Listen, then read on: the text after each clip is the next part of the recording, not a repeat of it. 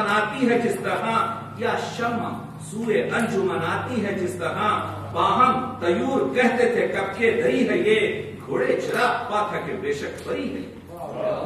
یہ گھوڑے کے اشعار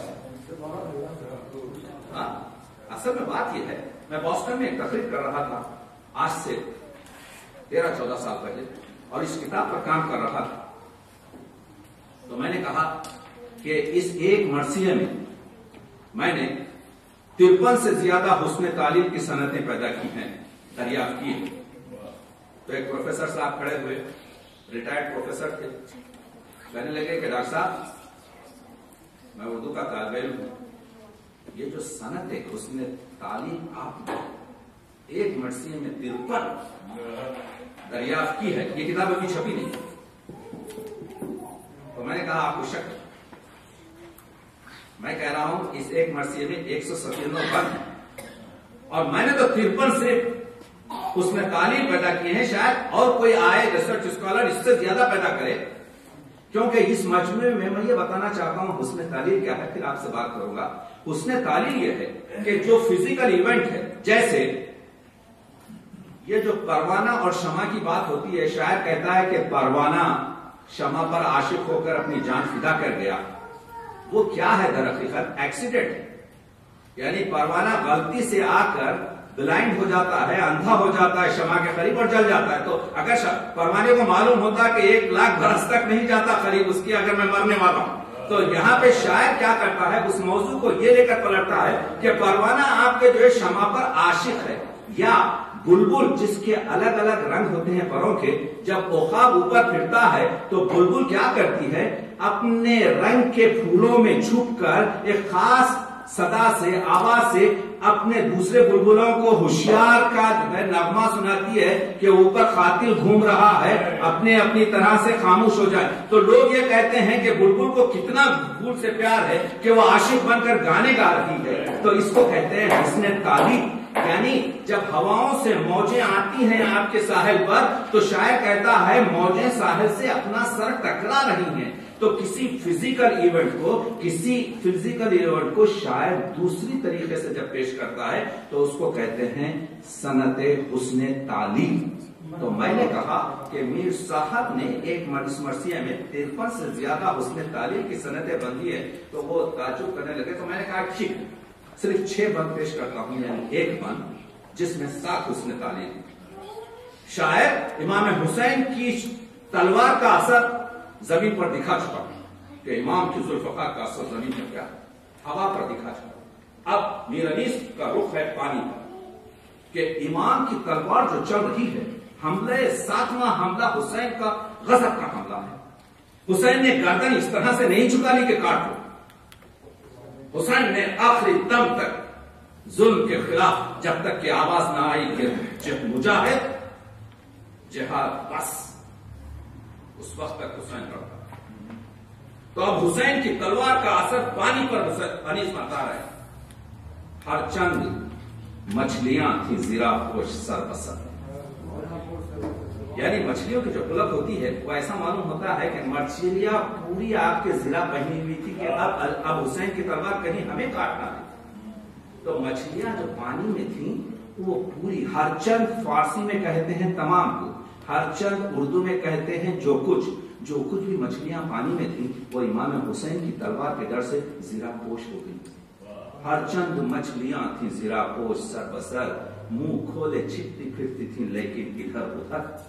منہ کھولنا خوفزدہ ہونا محاورہ ہے اردو کا، اور منہ کھولنا تو آپ کو معلوم ہے کہ ریسپریشن کے لیے اور سانس لینے کے لیے مچھلیاں یہ کام کرتی ہیں۔ تو میر صاحب بتاتے ہیں کہ مچھلیاں خوف سے منہ کھولے چھپتے پھرتے تھی، لیکن اسکول آف فش آپ نے دیکھا وہ خاموشی سے چھپتے ہی رہتی ہے، تو کسی چیز کو لے کر کسی طریقے سے۔ اس کے بعد سے تیسرا مصرع دیکھیے، ہر چند مچھلیاں تھی زیرا پوش سر بسر، منہ کھولے چھپتی پھرتی تھی لیکن ادھر ادھر۔ اور اس کے بعد سے کہتے ہیں کہ ہاں بھاگی تھی موج چھوڑ کے گرداب کی صفت۔ آپ ٹی وی میں دیکھتے ہیں یہ ہریکین جو آپ کو بتاتے ہیں، گرداب یعنی ڈھال، یعنی موجیں جو ڈھال کے نیچے چھپی ہوئی تھی، انہوں نے سوچا یہ تلوار آ کر ڈھال کو بھی کاٹ دے گی، تو موجیں بھاگ رہی تھی۔ آپ ہریکین میں دیکھتے ہیں کہ کہ وہ ویوز جو ہیں دور ہوتی چلی جاتی. تو اس کو میر صاحب نے کہا بھاگی تھی موج چھوڑ کے گرداب کی صفت, تھے تہ نشی نہنگ مگر آپ تھے جگر. اور ویل عام طور سے پانی ڈیپ واٹر میں رہتے ہیں. تہ نشین رہنا یعنی محاورہ ہے ڈر سے خوف زدہ ہو کر چھپ جانا. تو ویل جو ہیں چھپ گئے تھے پانی کے نیچے, مگر ان کے فلوٹنگ لیورز جو ہیں, جو جگر کا آب ہونا محاورہ ہے ڈر سے جو ہے پانی پانی ہو جانا پیتا. تو میر صاحب نے ایک ہی مصرے میں دو حسن تعبیر کر دی کہ تھے تہ نہیں نشی نہنگ مگر آپ تھے جگر. اور دریا نہ تھم تھا خوف سے اس بر کے تاب سے. دریا بھاگ رہا تھا ڈر سے تلوار کے, اور دریا تو بھاگتا ہی. دریا نہ تھمتا خوف سے اس بر کے تاب کے, لیکن پڑے تھے پاؤں میں چھالے حباب کے. تو اس طریقے سے دریا بھاگ رہا تھا, اتنا تیز بھاگ رہا تھا کہ دریا کے پیر پر سب چھالے پڑ گئے تھے. 6 مصرے ساتھ اس نے تعلیم خاموش ہو گئے. میں نے کہا کہ میں نے تو 197 آپ کے بارے میں یہ ہے. اسی لیے میر صاحب نے جب اس لکھنؤ کے ماحول میں چھوٹی چھوٹی گفتگویں کرنے شروع کی تو میر صاحب نے کہا درد سر ہوتا ہے بے رنگ نہ فریاد کریں. درد سر ہوتا ہے بے رنگ نہ فریاد کریں, اور بلبلیں مجھ سے گلستان کا سبق یاد کریں.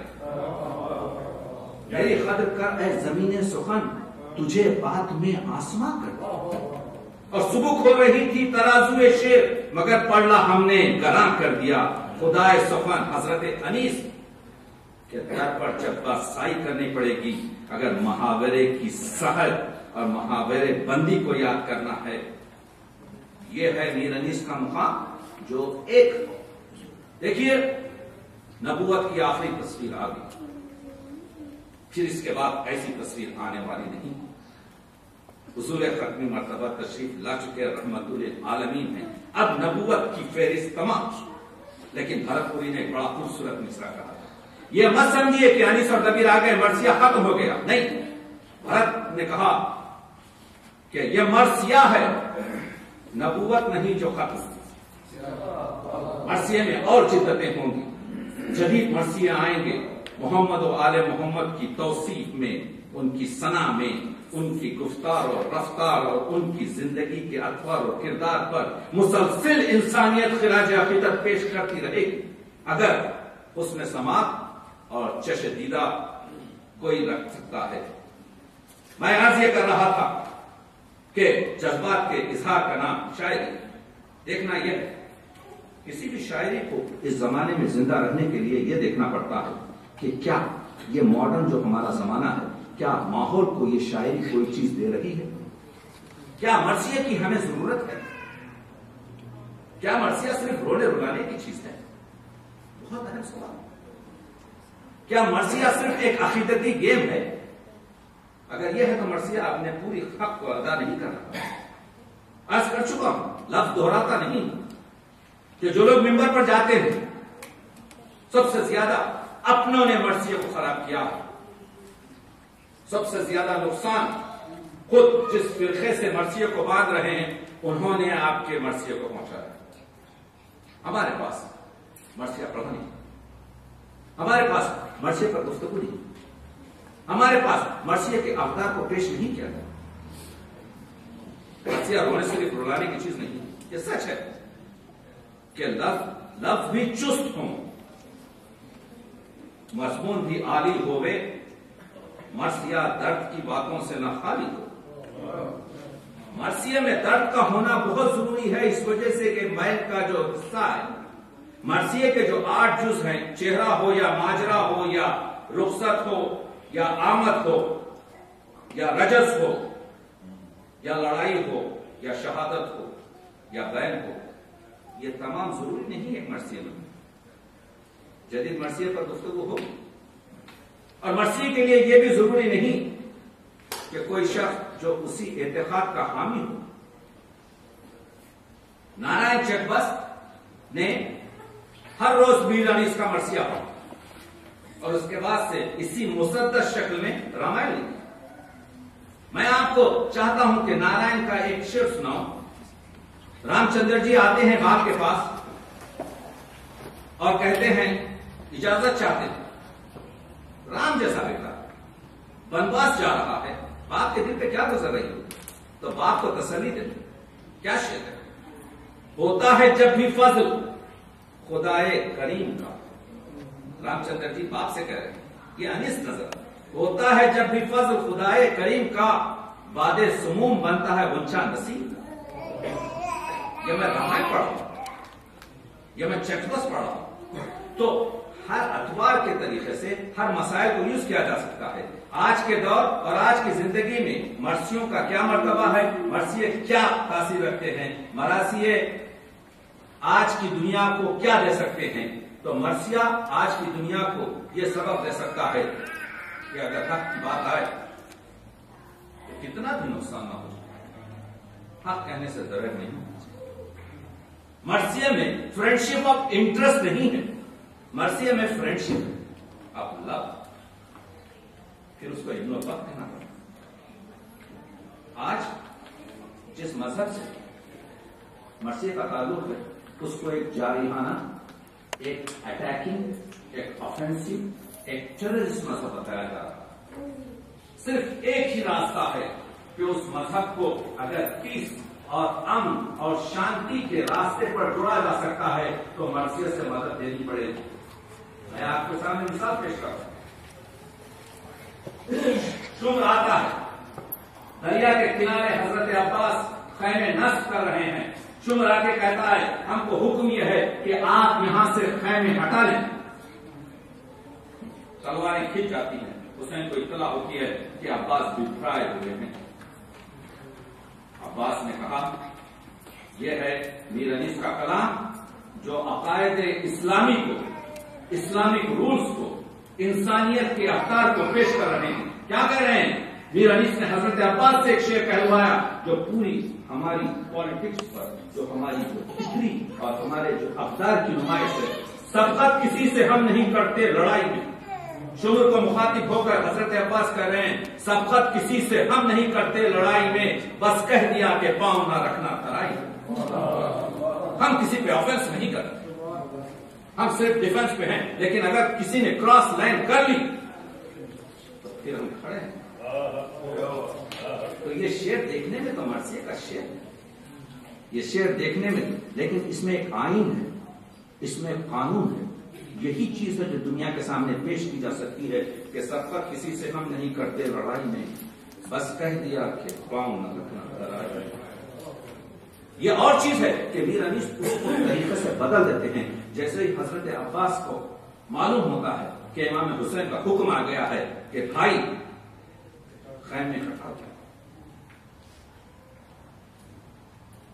عباس کی رگوں میں علی کا خون, لیکن تمام عمر اپنے بھائی کو اپنا غلام بتایا. اب میر انیس کا کمال دیکھیے کہ عباس نے اپنے جذبات کو کس طریقے سے پیش کیا. وقت نہیں ہے پورا بات پڑھنے کا, لیکن آئے امام کے پاس, بڑے بھائی کے پاس آئے, کہا کہ میں ہوں غلام آپ کے ادنا غلام کا. اس طریقے سے اپنی اطاعت کہہ رہے ہیں, میں ہوں غلام آپ کے ادنا غلام کا. آقا مجھے خیال تھا بابا کے نام کا. یہاں بتا دیا کہ عباس نے میں آپ ہی کے طرح علی کا بیٹا, ایک طریقے سے بتایا, ایک عظمت سے بتایا. یہ کمال میر انیس کا کمال یہ ہے کہ جذبات نگاری کی انتہا ہے میر انیس کے پاس. مخاطب یعنی ان لوگوں نے جو اسٹوریز لکھی ہیں, جو تاریخیں لکھی ہیں کہ کربلا میں کیا ہوا, انہوں نے بتایا ہے کہ امام حسین کی عجیب حرکات حضرت علی اکبر کے جنازے پہ دیکھی گئی. اس وجہ سے کہ جوان بیٹا 18 سال کا کڑیل بیٹا جب باپ کے سامنے جس کے سینے میں تیر لگا ہو اور جس کے تیر کے زخم سے خون ابل رہا ہو, باپ کیسے دیکھ سکے؟ پتھر کا دل نہیں ہے, یہ دل ہے پدر کا دل. یا ایک مصرع میر انیس نے باندھا کہ پدر کی موت ہے مرنا جوان بیٹے کا, لیکن حسین امتحان دے رہے ہیں. عاشق اور معشوق کا سلسلہ ہے, حسین اس کی درگاہ میں ہے, حسین اس کی درگاہ میں ہے. تو یہاں پر کیا شعر میر صاحب ہے, یہ شعر لیتے تھے. علی اکبر کو تڑپتا ہوا دیکھا اور میر صاحب کہتے ہیں